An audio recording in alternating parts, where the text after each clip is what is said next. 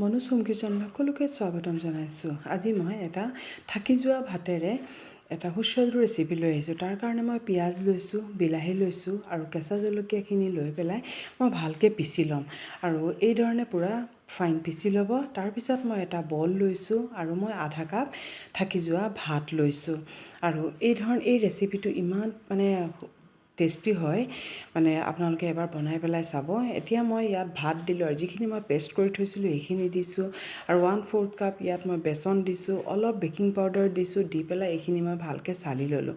তাৰপিছত মই ইয়াত শুকান জলকীয়া কাটি লৈ পেলাই এই ধৰণে দি দিছোঁ, হালধি দিছোঁ আৰু জিৰা ধনিয়াৰ গুড়ি দিছোঁ, অলপ গৰম মছলা পাউডাৰ দিছোঁ, দি পেলাই আৰু এটা চীজ দিছোঁ।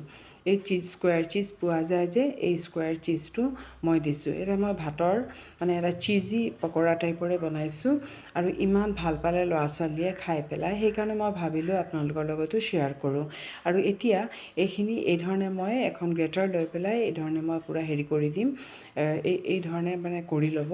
আৰু এই ৰেচিপিটো যদি আপোনালোকে কেতিয়াও বনোৱা নাই, এবাৰ বনাই পেলাই চাবচোন। এতিয়া মই নিমখ দি লৈছোঁ, দি পেলাই এইখিনি মই ভালকৈ মঠি ল'ম। যদি বেচন আমাৰ দৰকাৰ হয় তেতিয়াহ'লে মই আৰু অলপ বেচন এড কৰিম। আৰু অলপ পানী পানী যেন লাগিছে, সেইকাৰণে মই আৰু অলপ ইয়াত বেচন এড কৰিম। কিন্তু প্ৰথমতে হাতেৰে ভাতখিনি ভালকৈ ভাঙি ল'ব। এই ধৰণে হাতেৰে খুব ভালকৈ ভাতখিনি ভাঙি ল'ব। আৰু অলপ পানী পানী যেন লগাত মই আৰু অলপ ইয়াত বেচন ব্যৱহাৰ কৰি পেলাই এটা ফৰ্মত এই ধৰণে আটাৰ নিচিনা এটা বনাই ল'ম। এতিয়া মই হাতত অলপ তেল লগাই পেলাই আৰু এতিয়া যিটো শ্বেপ আপোনালোকে ভাল পায়, মই এনেই ৰাউণ্ড শ্বেপে লৈছোঁ, যিটো শ্বেপ ভাল পায় সেই শ্বেপতে এইটো বনাই ল'ব। মই এই ধৰণে ৰাউণ্ড শ্বেপ কৰি পেলাই আৰু এই ধৰণে বনাই লৈছোঁ। একেবাৰে সহজ ৰেচিপি, যিমান সহজ কিন্তু খাবলৈ তাতকৈ আৰু বেছি টেষ্টি হয়।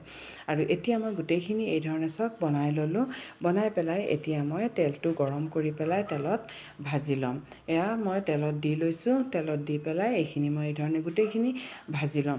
যদি মোৰ ভিডিঅ'বোৰ ভাল লাগে প্লিজ এটা লাইক কৰি দিব, আৰু যদি ভাল লাগিছে এটা কমেণ্টো কৰিব। আৰু কেনেকুৱা পাইছে ভিডিঅ'বোৰ অলপ কমেণ্ট কৰিলে ভাল লাগে। আৰু আপোনালোকৰ আগত নতুন নতুন ভিডিঅ' লৈ আহিবলৈও আৰু উৎসাহ জাগে। আৰু এতিয়া এই ধৰণে মই লুটিয়াই মেলি দি দিম। দি পেলাই এয়া চাওক কিমান ধুনীয়া এটা কালাৰ হৈ গৈছে। আৰু এতিয়া আমাৰ এইখিনি ৰেডি হৈ গ'লগৈ। আৰু ইমান একেবাৰে কম খৰচত দেখিছে নহয়, হৈ গ'ল। এয়া চাওক আমাৰ গোটেইখিনি ৰেডি হৈ গ'ল। এটা মই এই ধৰণে ভাঙি পেলাই দেখুৱাম। আৰু চাওকচোন কিমান ধুনীয়া হৈছে।